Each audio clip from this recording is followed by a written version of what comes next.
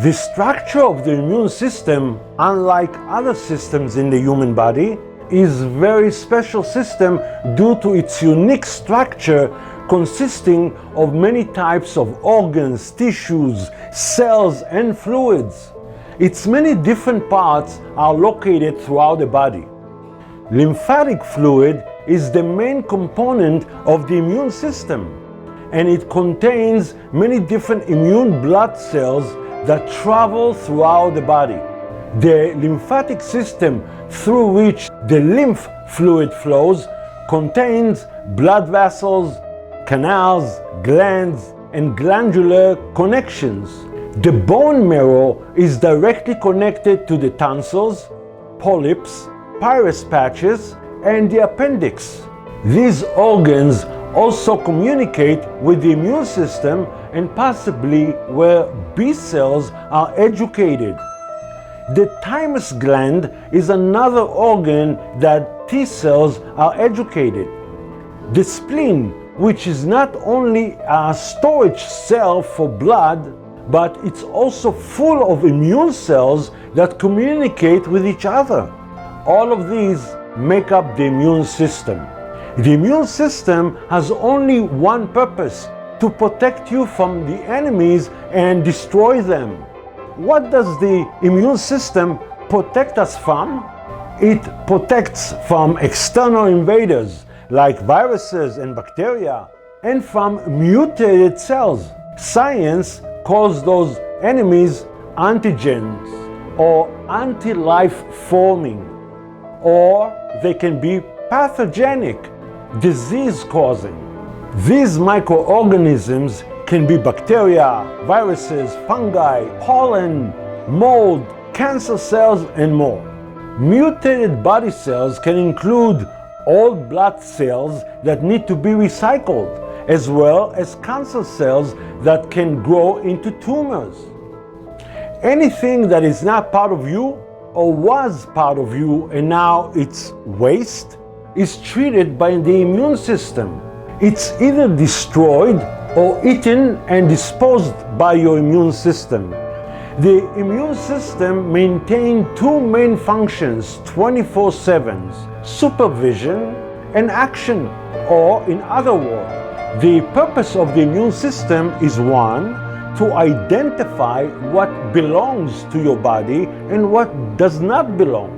And number two, to protect what belongs to your body and destroy what does not.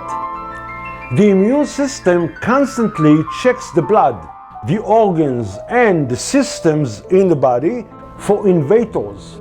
If one is detected, the immune system goes into action. The immune system constantly supervises the digestive system, the respiratory system, the blood, and all the cells of the body. Almost all parts of the immune system have the ability to monitor its surroundings and destroy invaders. The action of the immune system involves destructions, neutralization, and elimination of invading microorganisms. It's very fascinating and complex, and science is still far from knowing everything about it. Over the years, I've read many articles and studies documenting how the immune system works. One thing to note, there was not always agreement among the researchers on how the immune system works, and even if there was agreement, their explanation was so complex and complicated that you had to be an accountant, a high-tech engineer, and a space scientist to understand what they are talking about. Therefore, I decided to simplify the process so that anyone can understand the basis for the function of the immune system. So let's dig into anatomy. There is one thing that medical scientists agreed on: the presence of cells from which blood cells, white and red, are extracted. In professional terms, this cell is called the hemocytoblast, or in other words, a cell that produces blood cells. which is also called a stem cell. This cell is found in the bone marrow and develops into hematopoietic stem cells or lymphatic stem cells. The hematopoietic stem cells produces all the red blood cells. This stem cell produces megakaryocytes, which then mix with thromboprotein become platelets, which are the central part of red blood. Also, the same amphilytic stem cell becomes an erythroid stem cell, which integrates with erythropoietin, or the erythrocytes, which are the red blood. In addition, the myoprotein stem cell produces myeloid stem cells. When stimulated by a colony-stimulating factor, it becomes the most common and powerful part of the white blood cells, which are part of the body's immune system called monocytes. So the first line of defense is usually called monocytes when they are in the blood, and macrophages when they are in the tissues of the body. Macrophages are literally the big eaters, and that is exactly what their role in the immune system. They are like Pac-Man who eats everything in its way.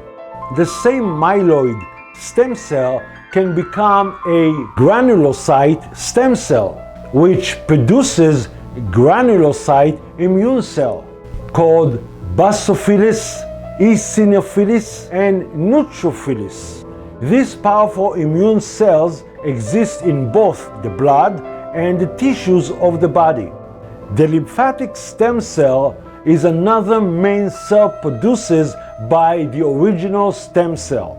This stem cell is the parent of all T lymphocyte and B lymphocyte immune cells.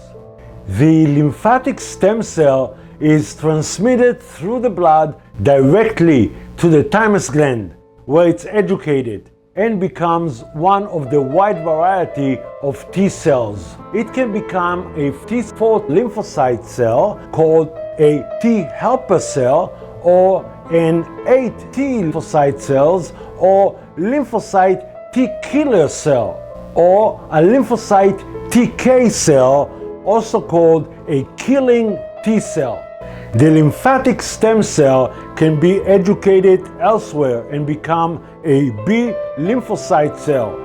Science has not yet found where the other place is, the lymphatic stem cell receiving their education. Because in birds, the process takes place in an organ called bursa of Fabricius. However, this organ is not found in our body. Therefore, it's still unclear where our immune system B cells are educated. Some scientists believe that the process takes place in the bone marrow, intestines, shaft ligaments, tonsils, polyps, and appendix. There is a belief that B cells are educated in the spleen or liver, but in fact, no one knows where it happens. If in fact the education of B cells takes place in the tonsils and appendix, so why doctors remove them? Does this action explain why many people have a weak immune system? On the surface of each of the B cells, there is immunoglobulin to produce antibodies, which are toxic to specific types of bacteria, viruses, antigens, and other pathogens. So how does the immune system work? Come and join me to the third part of this lesson, where I explain everything about how the immune system works in time of ill. I'll see you there. Bye-bye.